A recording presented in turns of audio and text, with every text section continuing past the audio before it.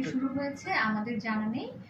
গতকালকে আমাদেরকে এখানকার যে কমিউনিটি ব্যাংক আছে ওইখানকার ম্যানেজার জানিয়েছিলেন যে গুলশান ব্রাঞ্চে আমাদের নবাবগঞ্জ ব্রাঞ্চের একটা চেক জমা দেওয়া হয়েছে 1,75,000 টাকার, এবং চেকের স্বাক্ষরটা না মেলার প্রেক্ষিতে ওনারা এই ব্যাংকের সাথে যোগাযোগ করার পর পরবর্তীতে এই বিষয়টা বেশ কয়েকটা ধাপ ওনারা ক্রস চেক করে দেখতে পান যে এই চেকটা আমাদের এখান থেকে ইস্যু করা হয়নি। পরবর্তীতে এই স্কুলের ম্যাডামের সাথে যখন সাবেক ভারপ্রাপ্ত অধ্যক্ষের সাথে যোগাযোগ করা হলে উনি অস্বীকার করেন যে উনি এই ধরনের কোনো চেক ইস্যু করেন নাই।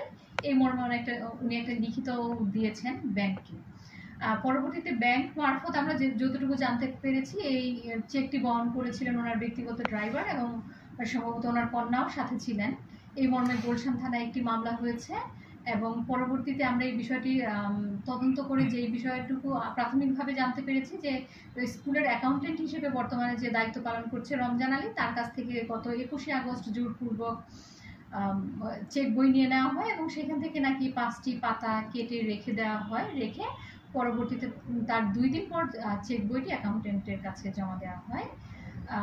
আমরা আজকে ব্যাংক থেকে স্টেটমেন্ট এনে দেখতে পেয়েছি যে আশফিয়া নামে একজন আগস্টের 25 তারিখ 4,11,000 টাকা লেনদেন করেছেন, যেটা আসলে আমাদের এখান থেকে নোট পাস হয়নি এবং এই চেকে আমরা স্বাক্ষর করিনি। আর বাকিটা হচ্ছে গুলশান থানায় মামলা হয়েছে এবং আমরাও তদন্ত করে দেখছি। তদন্ত করার জন্য একটা তদন্ত কমিটি গঠন করে দিয়েছি। আর ইতিমধ্যে আমাদের এলাকার গণ্যমান্য লোকজন যারা আছেন তাদেরকে নিয়ে আমরা বসেছিলাম। ওনাদের সবার পরামর্শের প্রেক্ষিতে ওনাকে ভারপ্রাপ্ত অধ্যক্ষের দায়িত্ব থেকে অপসারণ করে শিক্ষা মন্ত্রণালয়ের সর্বশেষ পরিপত্র অনুযায়ী যিনি সিনিয়র মোস্ট টিচার তাকে আমরা অধ্যক্ষ হিসেবে দায়িত্ব দিয়েছি।